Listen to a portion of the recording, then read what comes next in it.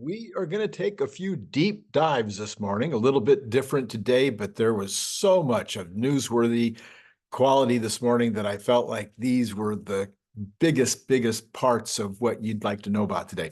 We're going to start with the Cybertruck. You know the Cybertruck. You might have one on order. You might have already received yours. We're hoping to get ours. I'm kind of predicting still that maybe we'll get ours in February. But there is, a guy on X called It's Kyle Corner, ITS Kyle KYLE.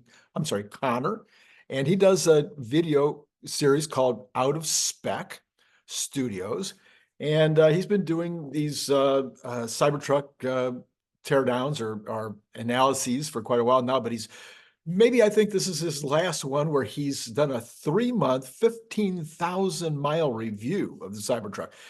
Very deep. This guy is obviously a perfectionist.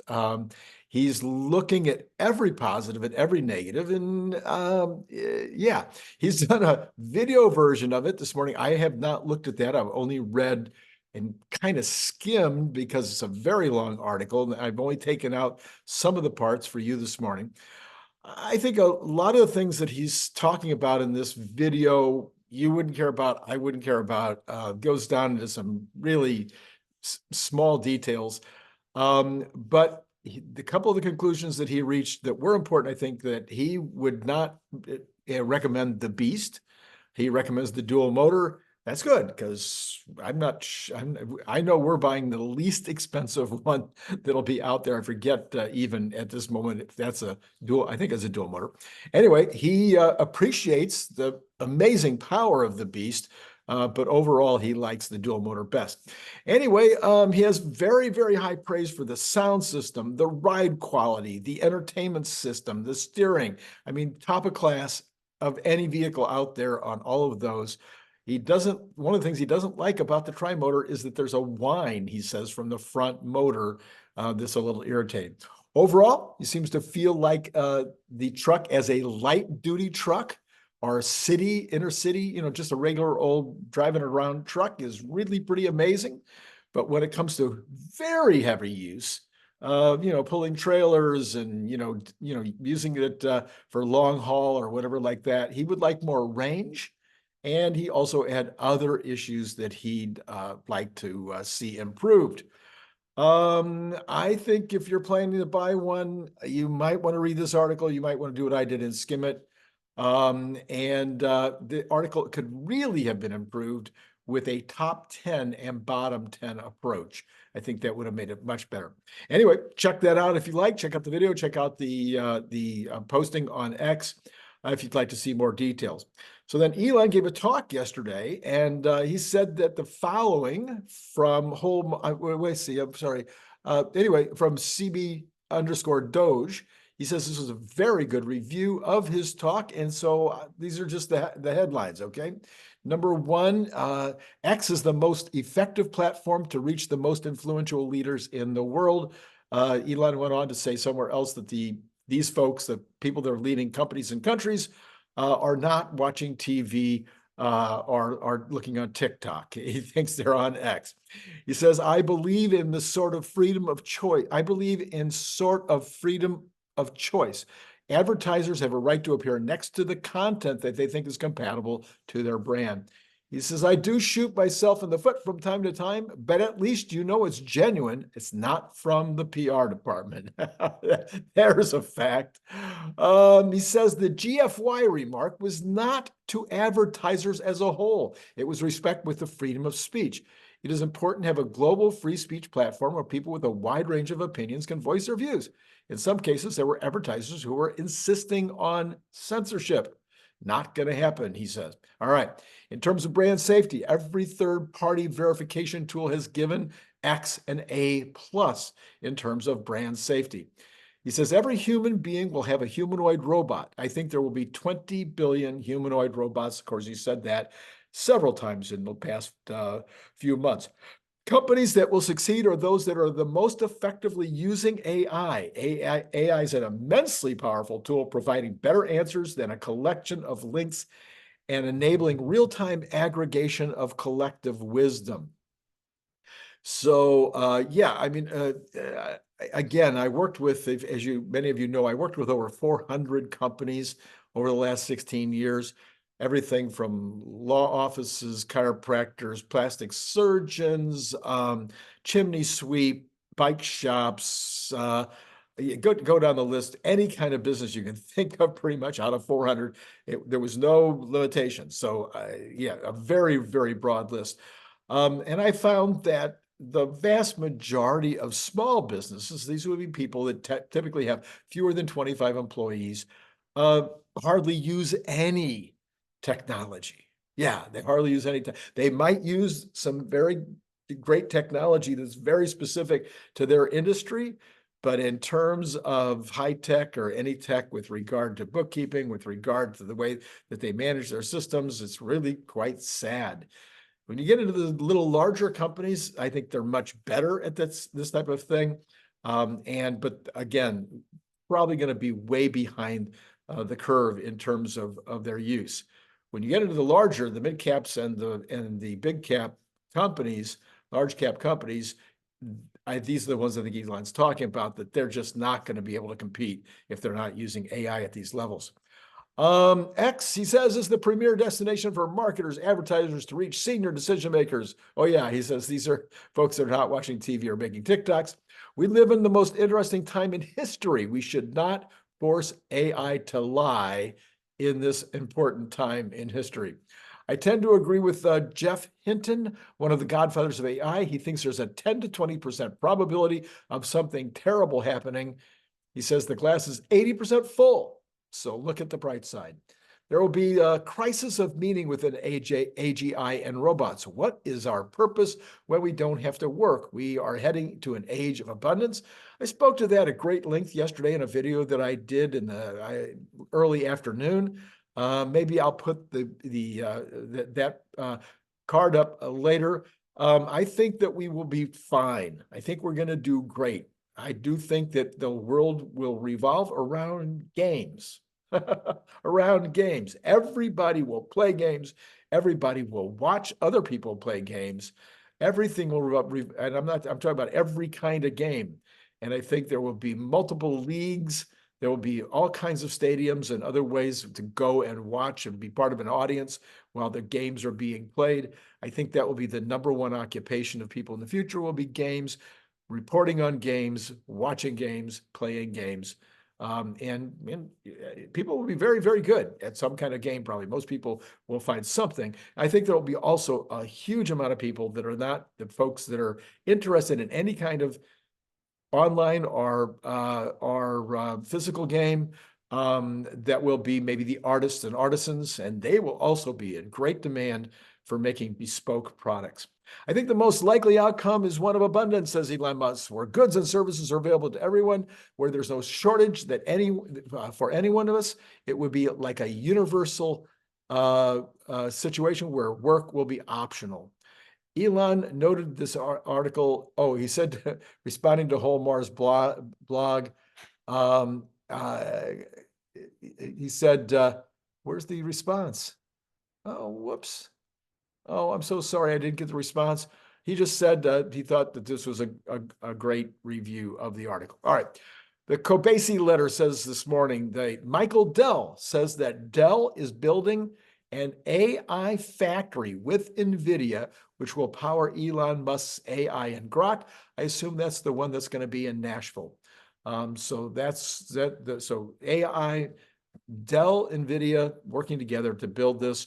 You and I, as Tesla fans, are obviously going to be benefiting from whatever is going to happen in Nashville, because 𝐓𝐞 is going to be, on your car and on your robot, and who knows what else. All right, Elon Musk says this morning, wow, this is crazy. Someone should lose their job over this. If wasting billions of dollars isn't enough, then what does it take for someone to get fired? And what he's talking about is this article that came out this morning. Residents in rural America are eager to access high-speed internet under a $42.5 billion federal modernization program, but not a single home or business has been connected to new broadband networks 3 years after President Biden signed the funding into law, and no project will break ground until sometime next year. which will be over 4 years since the thing was signed into law. Lawmakers and internet companies blame the slow rollout and burdensome requirements for obtaining the funds, including climate change mandates, preferences for hiring union workers, and the requirement that eligible companies prioritize the employment of justice-impacted people with criminal records to install broadband equipment. The Commerce Department, which is distributing the funds under the Broadband Equity Access and Deployment Program, get the equity access, is also attempting to regulate consumer rates, lawmaker says. That's put them at odds with internet providers and congressional Republicans who say the law prohibits such regulation. The slow pace of funding allocation and compliance will push the project start dates into 25 and 26. Federal Communication Commissioner Brandon Carr said the program's goal of providing high-speed internet to most underserved areas will not be fully realized until 2030. Rural areas have been waiting a long time for broadband service. Many rely on slow internet that travels over copper lines. Some areas have no internet at all. There hasn't been a single shovel's worth of dirt that has even been turned towards connecting people. As of this month, 9 states, the District of Columbia, have been approved, but President and And all 56 states and territories have submitted initial proposals. The fellow who runs the department, runs the program, this is Alan Davidson, he said, praised the pace of the BEAD program. He told lawmakers in May that the 2 years were consumed by planning and preparation. Mr. Davis said 2024 is the year of execution, the year for which we have been planning. States and territories approved for funding, he said, will be embarking on the challenge and sub-grantees selection process that will fund providers to build networks. As critics of the funding said, they put too many steps in the process. The addition of substantive wish list of progressive ideas that were layered in certainly don't help. Senators have complained over and over again.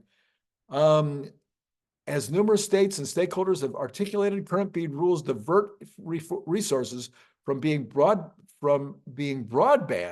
to rural America. And I'm sorry, let me go down to this. Here are the problems.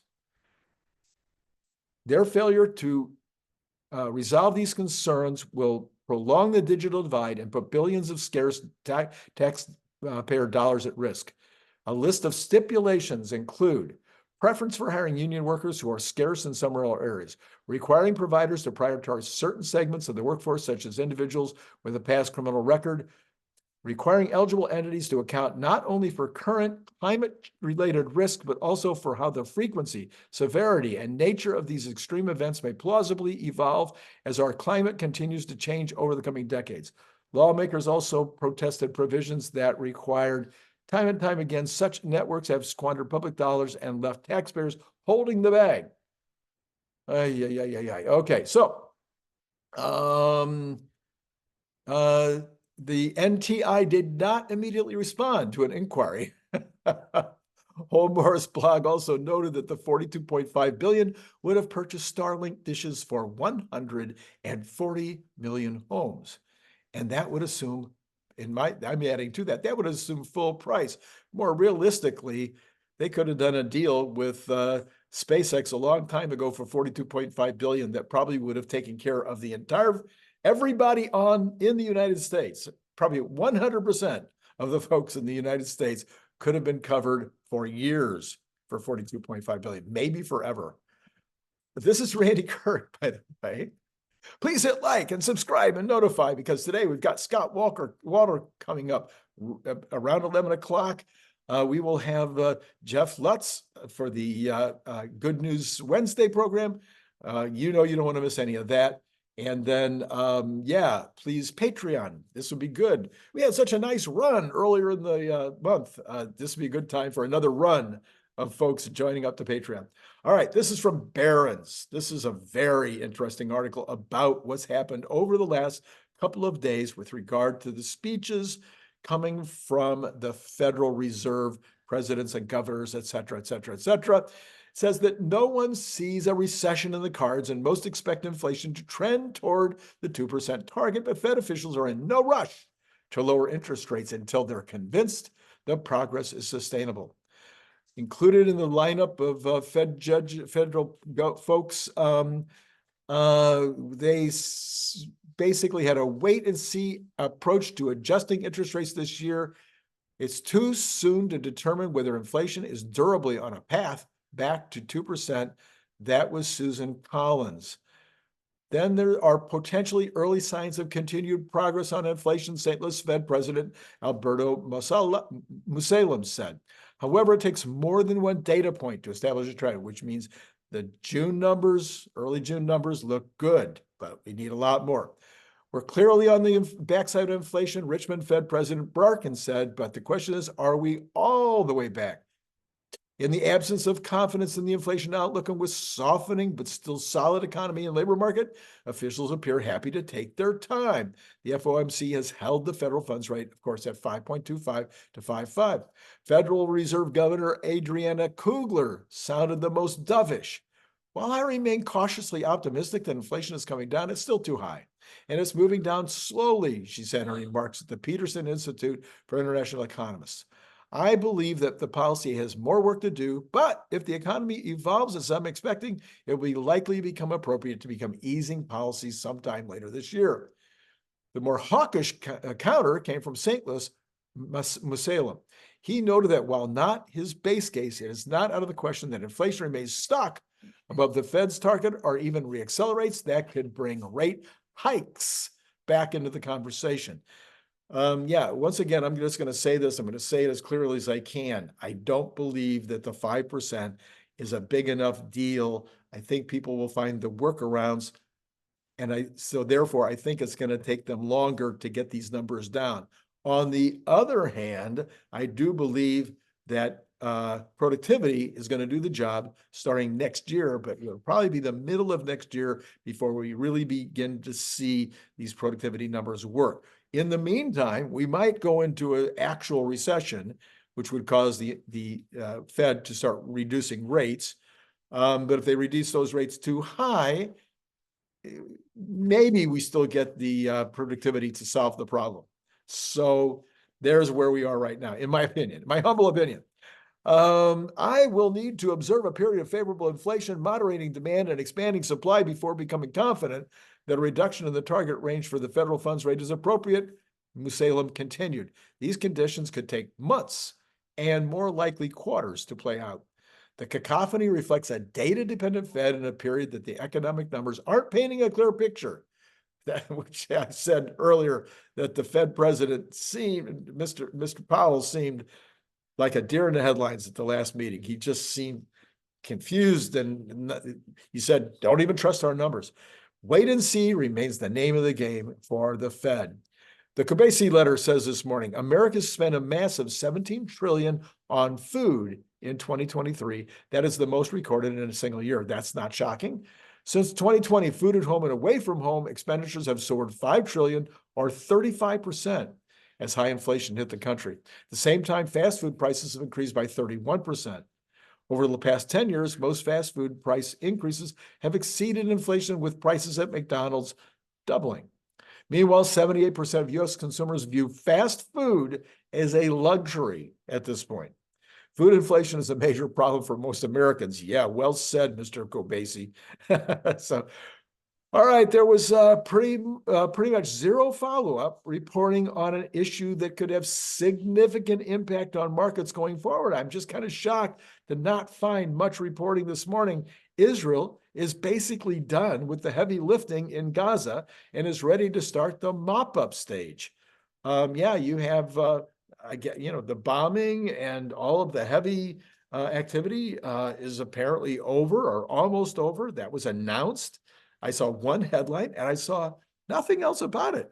But this is likely to reduce tensions and could be a good thing for markets. We'll see what happens over the next few days as maybe somebody starts to report more about this. All right, as you know, there are no markets to report on today. We'll have, of course, good news Wednesday tonight. We'll talk about what's going to be, what the pre-markets are looking like at that time. And then we'll go into what's going to be on Thursday and the rest of the week on a shortened week. And so I will put that analysis that I did up there yesterday. Got a lot of views yesterday. You might find it interesting. That was actually I was responding to your guys' comments. That's the one I'm going to put up, the card I'm going to put up. And your comments were particularly amazing the last week. So there was a ton to talk about. So if you didn't see that yesterday, you might want to go check that out. There's the card.